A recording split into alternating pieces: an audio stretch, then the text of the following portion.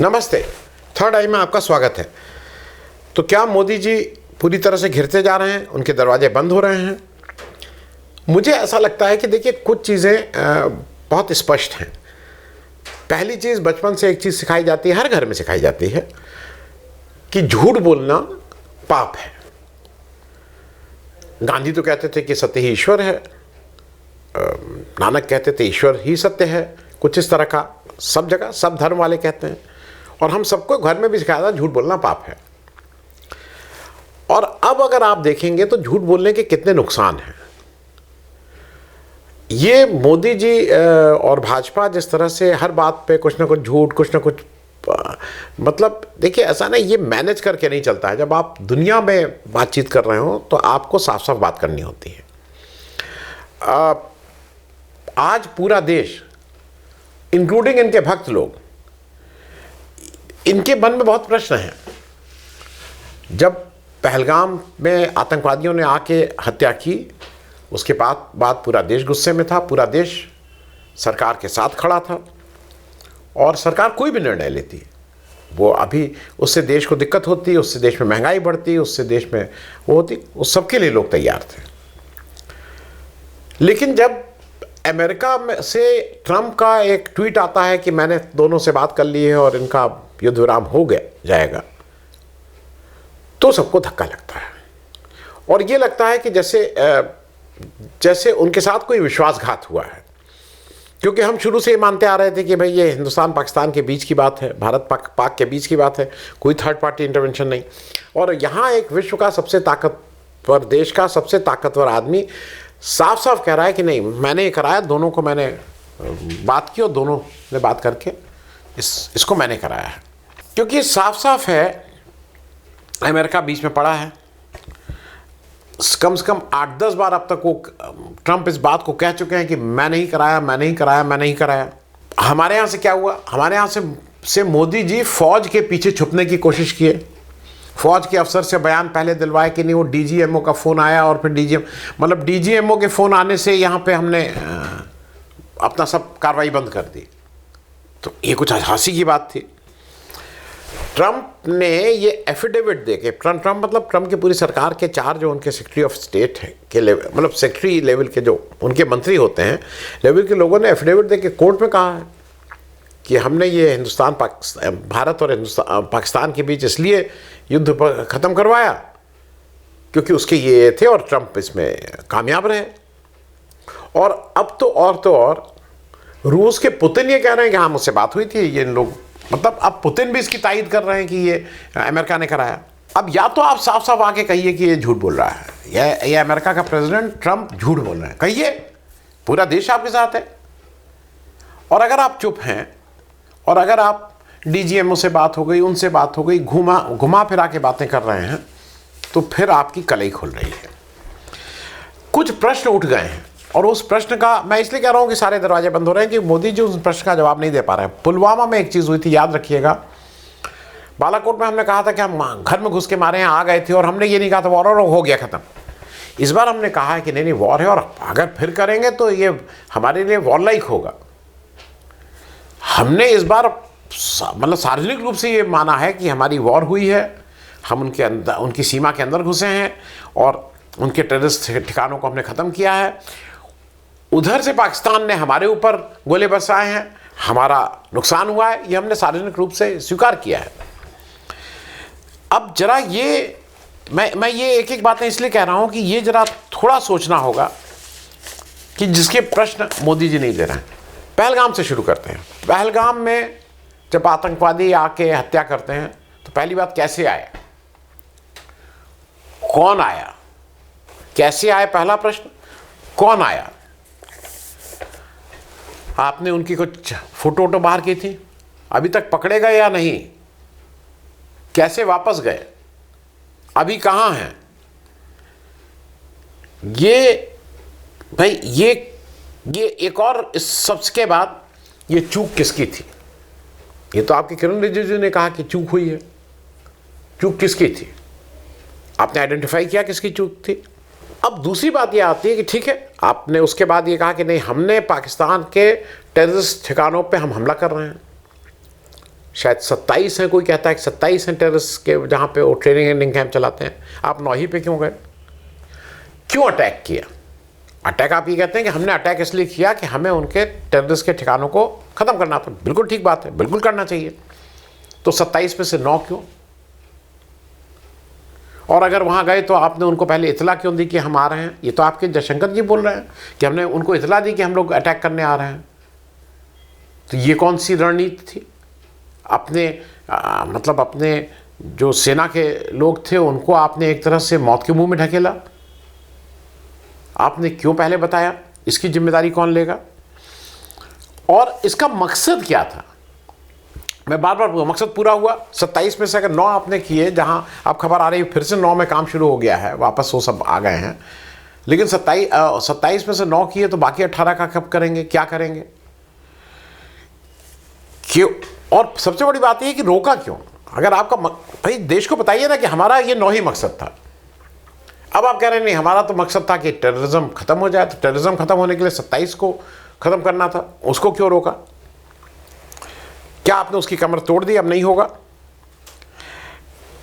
क्योंकि ये प्रश्न तो आपको हरदम करता रहेगा कि किसने, किसके कहने पे आपने ये रोका है। एक प्रश्न, 2-4 प्रश्न और हैं। चलिए, आपने सब रोक दिया, ट्रम्प जी के कहने पे रोक दिया। आपने एक ऑल पार्टी डेलीगेशन क्यों भेजा? किस लिए भेजा? पाकिस्तान को आइसोलेट करने के लिए? पाकिस्तान को ने आतंकवादियों को प्रश्रय देता है इसके लिए? तो क्या मकसद पूरा हुआ? क्या दुनिया ये मान रही है कि अब इस डेलीगेशन के आने के बाद कि ये बिल्कुल पाकिस्तान की थू-थू हो रही है, पूरे दुनिया में कहा जा रहा है कि भाई पाकिस्तान तो देखिए आतंकवादियों को पनाह देता है? क्या ऐसा आपको लग रहा है? ये मैं इसलिए पूछ रहा हूँ, क्या आपको लगता है कि क्या विपक्ष ने राष्ट्र धर्म निभाया? देखिए, एक चीज़ राष्ट्र के सामने साफ हो गई है, विपक्ष ने जैसे जैसे आपने कहा, एक बार भी आपके किसी गलत, सही तो सही है ही, सही या गलत निर्णय पे एक प्रश्न नहीं पूछा गया है। प्रश्न पूछे जा रहे हैं कि ये क्या हुआ, ये बता दीजिए। आपके निर्णय को कोई नहीं कह रहा है कि सही है या गलत है, कोई गलत नहीं कह रहा है, लेकिन ये तो प्रश्न पूछ ही रहा है। और विपक्ष ने ये प्रूव एक बार फिर कर दिया कि जब राष्ट्र की बात आती है तो वो अपने सारे भेदभाव नहीं, अपने पॉलिटिकल चुनावी जो उसको नुकसान होगा उसको भी दांव पे लगा के वो राष्ट्र के लिए करने को तैयार। आप नहीं तैयार है, भाजपा नहीं तैयार है, लेकिन विपक्ष तैयार है। तो क्या विपक्ष ने राष्ट्र धर्म निभाया? मेरे हिसाब से निभाया। अगर ये है तो अमित शाह, मैं इसलिए कह रहा हूं कि ठीक है, आपने विपक्ष का सर्वदलीय एक दल भेजा, तो अमित शाह जाके जब कोलकाता में कहते हैं कि तृणमूल कांग्रेस तो बहुत खुश है जब मुसलमानों के साथ का अपीजमेंट कर रही है और वो ऑपरेशन सिंदूर से खुश नहीं है, तो आपने उनके सांसदों को क्यों अपने डेलीगेशन में भेजा? क्यों भेजा? जब अमित शाह को ये पता है कि ये लोग खुश नहीं है, तो आपने उनको क्यों भेजा उस डेलीगेशन में? आपने अमित शाह के अनुसार मुस्लिम ऑपरेशन सिंदूर से खुश नहीं है, तो आपने उस डेलीगेशन में 10 से 11 मुस्लिम क्यों भेज दिए? अगर आप ये मान रहे हैं, आपका गृहमंत्री मान रहा है, जो करता धरता है इस देश का, तो क्यों आपने भेजा? आप ये भी पूछ रहा है ये देश कि सरकार का कोई सीनियर मंत्री क्यों नहीं गया? आप मान लीजिए छुप रहे हैं, आपने किसी और मंत्री को क्यों नहीं भेजा? 7 डेलीगेशन में 7 मंत्री क्यों नहीं गए? सरकार का नुमाइंदे क्यों नहीं गए? क्या आप ये चाहते थे कि ये डेलीगेशन जाए और फिर आप ये कहें कि देखिए कुछ कर नहीं पाए या फेल होके आ गए, हम तो यही कर सकते थे? आपकी मंशा ये थी। लेकिन वहाँ जाके जो भी आपके, जो मतलब शशि थरूर हो, चाहे सलमान खुर्शीद हो, चाहे ओवैसी हो, सबने देश के एक स्वर में बात की। अब आप उनको, अब क्या आप ओवैसी को कहेंगे कि वो राष्ट्रद्रोही हैं? क्योंकि जब देश के पे बात आई तो आपके मंत्री तो मुंह छुपा के अंदर घुस गए थे। देश के नुमाइंदों के तौर पे दुनिया में कौन गया? विपक्ष के लोग गए ना। आपके लोग कहाँ थे? आपके मंत्री कहाँ थे? मंत्री केवल कमीशन जोड़ने के लिए और कुर्सी गर्म करने के लिए हैं, फीता काटने के लिए हैं, इनॉग्रेशन करने के लिए हैं। मंत्री क्यों नहीं गए आपके? तो ये तो प्रश्न पूछा जाएगा। एक और प्रश्न है, आपने इस डेलीगेशन का ये कहा था कि पाकिस्तान को हमें बिल्कुल बता देना है दुनिया में। क्या पाकिस्तान अकेला पड़ गया? क्या पाकिस्तान इस इस हमले के बाद या इस सीज वायर के बाद पाकिस्तान मजबूत हुआ है कि पाकिस्तान कमज़ोर हुआ है? पाकिस्तान जब यूएन सिक्योरिटी काउंसिल के टेररिस्ट विरोधी जो उसकी समिति है काउंटर टेररिज्म के ऊपर, उसका वाइस चेयरमैन बनता है, एक और जो समिति है जो अफगानिस्तान की टेररिज्म की बात करती है उसका चेयरमैन बनता है, तो हमें तो नहीं लगता है कि वो अकेला पड़ा। जब उसको आईएमएफ का लोन मिलता है, उसको वर्ल्ड बैंक का लोन सैंक्शन होता है, उसको रशिया से कई सालों बाद उसके साथ रशिया के संबंध होते हैं, तो आपको लगता है कि वो आप अपने पर्पज़ में कामयाब रहे, भारत सरकार अपने पर्पज़ में कामयाब रही? क्या हुआ? मतलब ये तो प्रश्न आपसे पूछे ही जाएंगे ना। आपके सामने आप सेना की जो समस्याएं हैं, जो सेना ने, मतलब मैंने तो सुना, चाहे वो एयर चीफ मार्शल हो, चाहे वो सीडीएस साहब हो, सबने बताई अपनी बात, अपनी व्यवस्था बताई। आपने उसमें कुछ किया? आपने उसमें कुछ भी किया? मैं इसलिए बोल रहा हूं कि जब सेना एयर चीफ मार्शल ये कह रहे हैं कि ये जो पीएसयूज हैं, जो आपके मंत्री जो उनके अंडर नहीं है, वहीं पे राजनाथ सिंह बैठे हुए हैं, कुछ आप इसकी जिम्मेदारी लेंगे? आप तो 11 साल अब हो गए हैं आपको, आपके पब्लिक सेक्टर काम क्यों नहीं कर रहे हैं? कौन निकम्मा है? कौन निकम्मा है बताइए ना। तो ये तो प्रश्न आपसे पूछे जाएंगे। अब मैं कुछ 4-5 चीजें पूछ ले रहा हूं कि आप, क्योंकि मोदी जी को खुद ये पूछना है, उन भक्तों को जो मोदी जी के सपोर्टर हैं उनको ये आप अपने से पूछिए, क्या मोदी जी का ऑल पार्टी मीटिंग में नहीं आना, नहीं अटेंड करना, मोदी जी का ग्राफ ऊपर बढ़ा कि नीचे हुआ? मोदी जी की वाह हुई कि मोदी जी की, मैं थू नहीं बोलूंगा, लेकिन मोदी जी का बारे में हुआ कि भाई ये कौन से आदमी है, प्राइम मिनिस्टर होकर ये जिम्मेदारी नहीं लेते हैं? संसद का विशेष सत्र इस पुलवामा हमले के बाद न बुलाना, आपकी ख्याति बढ़ी कि आपकी ख्याति कम हुई? अपने लोगों से पूछिए। मेरे ख्याल में ये बिल्कुल साफ हो गया कि आप जिम्मेदारी से भाग रहे हैं, आपके पास एक्सप्लेनेशन नहीं है, आप फेस नहीं करना चाहते हैं, तो इस पे भी प्रश्न होना चाहिए।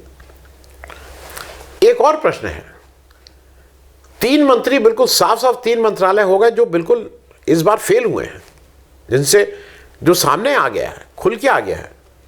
गृह मंत्रालय पूरी तरह से जिम्मेदार है पुलवामा में जो अटैक हुआ उसकी सुरक्षा की चूक का जिम्मेदार है, और उसके बाद वहां के लोग पकड़े नहीं गए उसके लिए जिम्मेदार है। क्या वहां किसी से आपने इस्तीफा लिया? आपने कुछ पूछा उनसे? दूसरा, रक्षा मंत्रालय, जब देश एग्रेसिव था, जब ये था कि 1-2 दिन के अंदर हम पीओके तक कवर कर सकते थे, तो एकदम से आपने युद्ध विराम क्यों कर दिया? क्या रक्षा मंत्री ने इसके बारे में कोई बयान दिया? उन्होंने अपनी अनिच्छा जगाई, उन्होंने कहा कि नहीं, मैंने कैबिनेट मीटिंग में कहा था कि नहीं इसको अभी करिए, आपने ही कहा। रक्षा मंत्री जी, अगर एचएएल काम नहीं कर रहा हो जिसकी वजह से एयर चीफ मार्शल साहब कह रहे हैं कि हमारी सेना को पर्याप्त विमान और बाकी चीज़ें नहीं मिल पा रही हैं युद्ध लड़ने के लिए, तो कौन जिम्मेदार है? आप इस्तीफा देंगे? और विदेश नीति के एस जयशंकर साहब, जिस तरह से हमारी विदेश नीति की हालत हुई है, उसका जो अंतिम परिणति है कि G7 में आपको बुलाया भी नहीं गया है और आप चुपचाप बैठे रहे हैं, तो उसके लिए क्या एस जयशंकर साहब जिम्मेदारी लेंगे?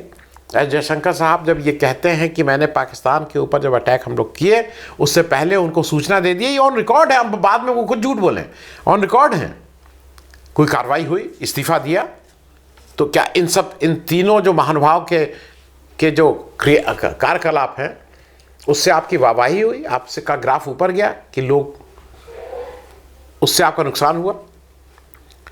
एक और चीज बताइए मोदी जी, आप कल सिंदूर का पेड़ एक लगा के उसको कुछ प्रधानमंत्री उसमें आप पानी आनी दे रहे थे, फोटो खिंचवाया है कि सिंदूर का पेड़ लगाया।